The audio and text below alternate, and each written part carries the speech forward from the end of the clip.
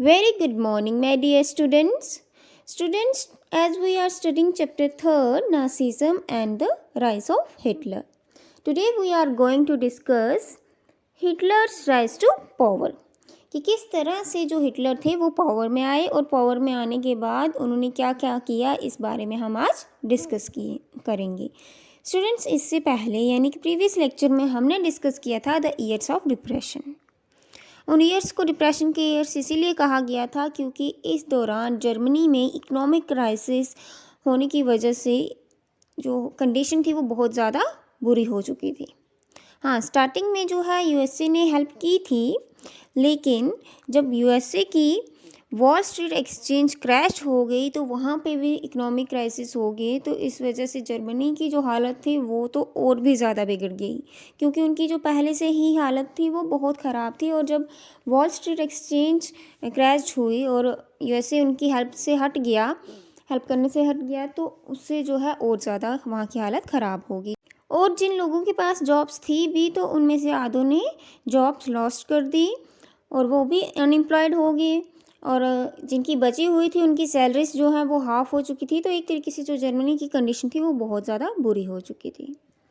तो बच्चों, आइए डिस्कस करते हैं हिटलर्स राइज टू पावर. ठीक है. This crisis in the economy, polity and society form the background to Hitler's rise to power. कहीं ना कहीं ये जो इकोनॉमिक क्राइसिस देखने को मिल रहे थे, पॉलिटिकल चेंजेस देखने को मिल रही थी जर्मनी में, ये हिटलर का पावर में आने के लिए एक तरीके से बैकग्राउंड बना. अब जो हिटलर थे वो बहुत ही ज़्यादा पैट्रियोटिक थे और वो अपने देश के लिए बहुत कुछ करना चाहते थे और उन्होंने किया भी. और इसीलिए कहीं ना कहीं उनके जो रूल्स थे वो बहुत ज़्यादा स्ट्रिक्ट थे. हिटलर ने जो भी वो बने, एक नॉर्मल इंसान से वो जो रूड और स्ट्रिक्ट इंसान बने, वो कहीं ना कहीं इन सभी कंडीशंस की वजह से बने. जो इकोनॉमिक क्राइसिस हुए, ये सब हुए किसकी वजह से? इस सब की वजह से हिटलर जो है वो इस तरह से बने. यानी कि हम ये कह सकते हैं Hitler was not born, he was made. यानी कि हिटलर जैसे थे वो वैसे पैदा नहीं हुए थे. उन्हें ये जो कंडीशंस देखने को मिली अपनी कंट्री में, इस सब की वजह से वो ऐसे बन गए थे. अब पावर में आने के बाद उन्होंने क्या क्या किया या पावर में वो कैसे आए, इसके बारे में हम बाद में डिस्कस करेंगे बच्चों. उससे पहले हम डिस्कस करेंगे हिटलर के बैकग्राउंड के बारे में, यानी कि उनका जन्म कब हुआ, कहाँ हुआ. Born in 1889 in Austria, Hitler spent his youth in poverty. Hitler का जो जन्म हुआ था वो 1889 में हुआ था और कहाँ हुआ था? ऑस्ट्रिया में. बच्चों, जो ऑस्ट्रिया है वो अगर हम मैप में देखेंगे वो जर्मनी के बिल्कुल साथ में है. उनकी जो बाउंड्रीज हैं वो टच होती हैं. ठीक है. हिटलर का जो यूथ था वो बिल्कुल ही गरीबी में व्यतीत हुआ था. When the first world war broke out, जब फर्स्ट वर्ल्ड वॉर स्टार्ट हुआ तो हिटलर ने खुद को आर्मी में एनरोल कर दिया, यानी कि आर्मी ज्वाइन कर दी ताकि वो अपने देश के लिए कुछ कर सकें. ऐसा नहीं है बच्चों कि जो आर्मी में नहीं जाते वो अपने देश के लिए कुछ नहीं करते. हमें भी अपने देश के लिए हमेशा पैट्रियोटिज्म दिखाना चाहिए. बट हाँ, आर्मी में उस टाइम पे उन्होंने ज्वाइन किया क्योंकि आर्मी में ज्वाइन करने के बाद वो जो है इस वॉर में और भी अच्छे तरीके से हिस्सा ले सकते थे. ठीक है. जब उन्होंने आर्मी ज्वाइन की और अपने देश के लिए लड़े, उसके लिए उन्हें जो है बहुत सारे ब्रेवरी के मेडल्स भी मिले क्योंकि वो काफ़ी ज़्यादा बहादुर थे. The German defeats horrified him and लेकिन जब जर्मनी फर्स्ट वर्ल्ड वॉर में हार गई तो इस चीज़ से उन्हें बहुत ही निराशा हुई कि कैसे जो है हमारी कंट्री हार गई. और उससे भी ज़्यादा निराशा हुई जब हारने के बाद जर्मनी से वर्साइल ट्रीटी साइन करवाई गई, क्योंकि उसके प्रोविजंस हमने डिस्कस किए थे कितने ज़्यादा हार्श और ह्यूमिलेटिंग प्रोविजंस थे. तो ये सब जानने के बाद जो है, देखने के बाद हिटलर बहुत ही ज़्यादा गुस्से में आ गए थे और फिर उन्होंने 1919 में एक छोटा सा ग्रुप था जर्मन वर्कर्स पार्टी, उसे ज्वाइन किया. जर्मन वर्कर्स पार्टी उन्होंने उसे ज्वाइन किया He subsequently took over the organization and renamed it the National Socialist German Workers. और फिर उन्होंने बहुत ही जल्द उस ऑर्गेनाइजेशन को टुक ओवर कर लिया और उसका नेम चेंज करके रख दिया नेशनल सोशलिस्ट जर्मन वर्कर्स। मुझे आपको याद रखना है कि जो हिटलर थे उन्होंने कौन सा ग्रुप ज्वाइन किया था, जर्मन वर्कर्स पार्टी, और फिर उसका नाम चेंज करके उन्होंने रखा था national socialist German workers party, ठीक है। और फिर बाद में ये पार्टी जानी गई नाजी पार्टी के नाम से। मैंने आपको बैकग्राउंड में जब हमने ये स्टार्ट किया था चैप्टर तब बताया था कि जर्मनी में एक नाजी पार्टी थी और इनकी आइडियोलॉजी को नाजीज़म कहते हैं। तो बच्चों अब आपको क्लियर हो गया होगा कि नाजी पार्टी कौन सी थी। पहले एक छोटा सा स्मॉल ग्रुप था जर्मन वर्कर्स पार्टी और फिर इस ग्रुप का नाम हिटलर ने चेंज कर दिया national socialist German workers party और फिर बाद में ये जो पार्टी थी इसे जाने लगे लोग नाजी पार्टी के नाम से, ठीक है। अब जो हिटलर थे उनका जो मन है वो बिल्कुल रिवेंज की भावना से भर चुका था, क्योंकि वो बहुत ही ज़्यादा गुस्से में आ गए थे कि उनके देश के साथ इतना गलत क्यों हुआ है और अब जो है वो पावर में आएंगे और बाकी कंट्रीज़ के साथ जो है बदला लेंगे जिन्होंने उनके साथ ये किया, ठीक है। जो भी यानी कि फर्स्ट वर्ल्ड वार में जो भी उनकी अपोजिट में कंट्रीज़ थी उनसे वो रिवेंज लेना चाहते थे। तो 1923 में हिटलर ने प्लान किया बवेरिया को कंट्रोल करने का, उसे जब्त करने का प्लान किया और वो बर्लिन की तरफ मार्च करते हुए चलते गए आगे और पावर में आते गए। अब बवेरिया जो है वो साउथ ईस्टर्न पार्ट है बच्चों जर्मनी का, तो उसे कंट्रोल करने की कोशिश की लेकिन वो फेल्ड हो गए इस काम में और उन्हें अरेस्ट कर दिया गया देशद्रोह होने के नाम से। यानी कि उन्हें देशद्रोह इसलिए कहा गया बच्चों क्योंकि जो बवेरिया है वो जर्मनी का ही पार्ट है। अब वो बेशक ऑस्ट्रिया के थे लेकिन वो जर्मनी के लिए ही लड़ रहे थे, क्योंकि यहाँ के जो लोग थे पहले फर्स्ट वर्ल्ड वॉर से पहले जब मोनार्कियल सिस्टम था तो इनका जो कल्चरल सिस्टम था वो सेम था जो जर्मन एम्पायर में ही आता था ना ऑस्ट्रिया में। अब जो यहाँ के लोग थे वो इमोशनली बहुत अटैच थे, इसीलिए जो हिटलर थे वो जर्मनी के लिए लड़ रहे थे बच्चों। अब उन्होंने जर्मनी का ही एरिया जो है वो कंट्रोल में करने की कोशिश की, तो इस वजह से उन्हें देशद्रोह कहा गया और उन्हें अरेस्ट कर दिया गया, लेकिन कुछ समय बाद उन्हें रिलीज़ कर दिया गया था। The Nazis could not effectively mobilise popular support till the early 1930s। अब जो नाजिस थे, नाजिस बच्चों अब आप समझ गए ना कि नाजी पार्टी के जो लोग थे वो नाजिस कहलाए जाएंगे और नाजी पार्टी कौन सी थी ये भी आप जान चुके हैं। तो जो नाजिस थे उनका जो वो आइडिया था वो लोगों तक इतना अच्छे से पहुंचा नहीं पाए 1930s तक।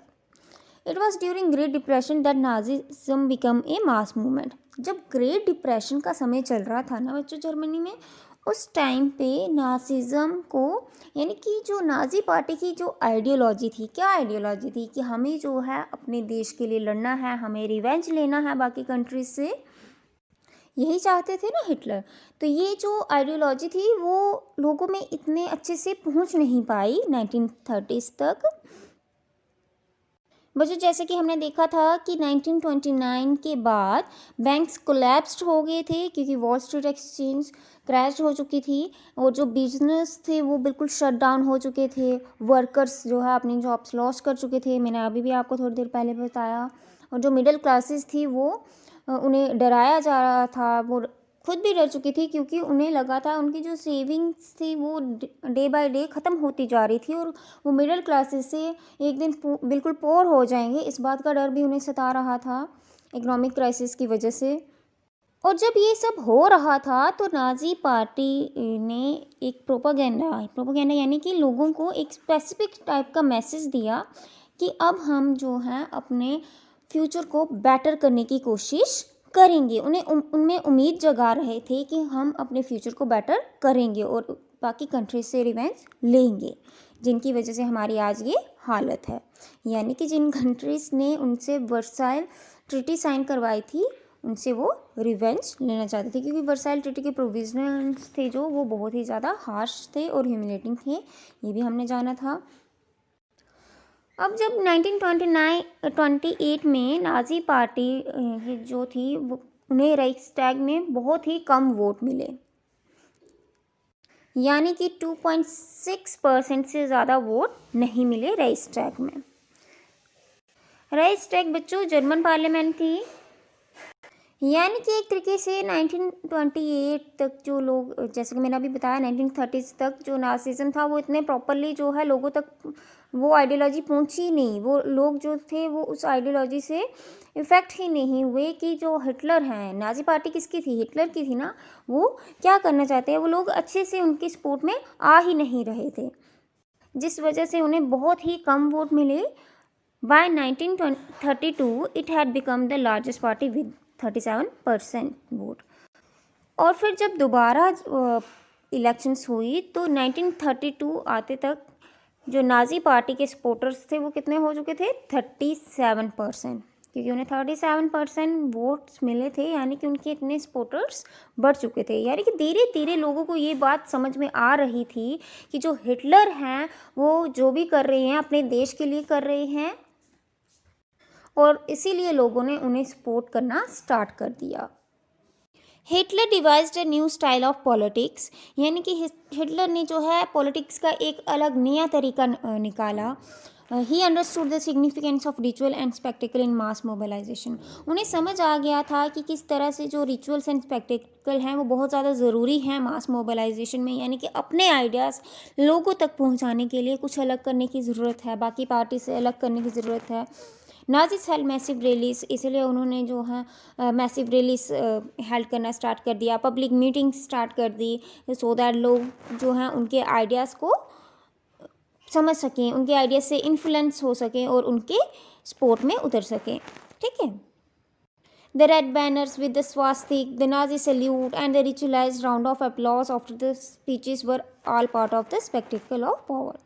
अब उनके जो स्पेक्टेकल ऑफ पावर थी जो उसमें, यानी कि जो उनके रैलीज निकालने का तरीका था, लोगों तक अपने मैसेज पहुंचाने का तरीका था, उसमें वो उन्होंने क्या यूज़ किया, रेड बैनर्स। जैसे यहाँ पर आप देख सकते हो बच्चों, ये रेड बैनर्स लिए हुए हैं नाजिस ने, जिस पे स्वास्तिक बना हुआ है।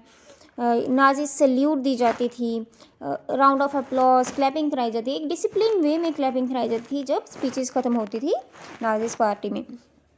तो ये सब देखने के बाद जो है, ये सब कर क्यों रहे थे वो, ताकि जो है वो अपने आइडियाज़ लोगों तक पहुंचा सकें, वो लोगों को समझा सके कि वो जो भी कर रहे हैं वो अपने देश के लिए कर रहे हैं, वो अपने देश से के लिए को फिर से जो है अच्छा बनाने के लिए कर रहे हैं, क्योंकि जिस तरह से वो हारे थे उनके मन में बहुत रिवेंज की भावना जाग चुकी थी और वो अपने देश को स्ट्रॉन्ग बनाना चाहते थे, अपने नेशन को स्ट्रॉन्ग बनाना चाहते थे ताकि वो अच्छे से रिवेंज ले सकें। तो बच्चों जैसे कि जो हिटलर थे वो बहुत ही डिसिप्लिन और स्ट्रिक्ट पर्सन थे, तो आप इस यहाँ देख सकते हो, देखो ये जो रैलीज निकली हैं कितने डिसिप्लिन वे में निकली हैं, यहाँ पे देखिए कितने डिसिप्लिन में वे में नाजिस ने रैलीज निकाली हुई है। जैसे कि मैंने आपको बताया बच्चों कि जो हिटलर थे वो बहुत ही अच्छे स्पीकर थे, पावरफुल स्पीकर थे, तो कहीं ना कहीं उनके मैसेजेस धीरे धीरे लोगों तक पहुंचने लगे थे, उन्हें समझ में आने लगा था, अंडरस्टैंड करने लगे थे लोग कि जो हिटलर हैं वो अपने देश के लिए ही सभी कर रहे हैं, और वो धीरे धीरे लोग उनके सपोर्ट में उतरते जा रहे थे। Nazis propaganda skillfully projected Hitler as a messiah, a savior, as someone who had arrived to deliver people from their distress. जो नाजिस के प्रोपेगेंडा अभी मैंने आपको बताया था बच्चों, एक स्पेसिफिक टाइप ऑफ मैसेज, मतलब एक अलग तरीके से काम करना, सो दैट जो लोग हैं उनके इन्फ्लुएंस हो जाएं और उनके सपोर्ट में आ जाएं। तो उनका जो काम करने का तरीका था वो बहुत ही अच्छे से चला, जैसा कि अभी हमने डिस्कस किया, कितनी डिसिप्लिन वे में उन्होंने रैलीज निकाली, रेड बैनर्स यूज़ किए, प्रॉपर वे में सब किया और लोगों को इन्फ्लुएंस किया। तो ये सब करने से जो हिटलर की जो इमेज थी लोगों के माइंड में वो एज ए मसीहा बन गई। मसीहा मतलब वो होता है जो किसी को किसी की प्रॉब्लम से बचाए। तो जिस तरह से प्रॉमिसेस हिटलर ने किए, तो ये सब से लोगों के मन में एक इमेज बन गई कि अब हिटलर ही हैं जो हमें हमारी प्रॉब्लम से बाहर निकाल सकते हैं, और जो हमारी डिग्निटी एंड प्राइड शैटर्ड हुआ है इससे बाहर हमें हिटलर ही निकाल सकते हैं। और ये जो इकोनॉमिक एंड पॉलिटिकल क्राइसिस देखने को मिल रहे हैं, ये सब हिटलर ही ख़त्म कर सकते हैं। ये सब लोगों को धीरे धीरे समझ आने लगा था और बहुत ज़्यादा लोग हिटलर के सपोर्ट में, यानी कि नाज़ी पार्टी के सपोर्ट में उतरने लगे थे। तो बच्चों, हमने अभी देखा किस तरह से हिटलर जो है पावर में आए। ये जो जर्मनी में इकोनॉमिक क्राइसिस और पॉलिटिकल चेंजेस देखने को मिली, ये सब हिटलर की राइज का बैकग्राउंड बना। किस तरह से हिटलर जो है, जो कि एक आर्मी, जिन्होंने पहले आर्मी ज्वाइन की और फिर वर्ल्ड वार फर्स्ट हारने के बाद वो पॉलिटिक्स में आ गए और उन्होंने लोगों को अपने विचारों से प्रेरित करना शुरू कर दिया और डे बाय डे पावरफुल होते गए। स्टूडेंट्स, आगे हम डिस्कस करेंगे द डिस्ट्रक्शन ऑफ डेमोक्रेसी। इसे हम अपनी नेक्स्ट क्लास में डिस्कस करेंगे। That's all for today, students. Thank you and have a nice day.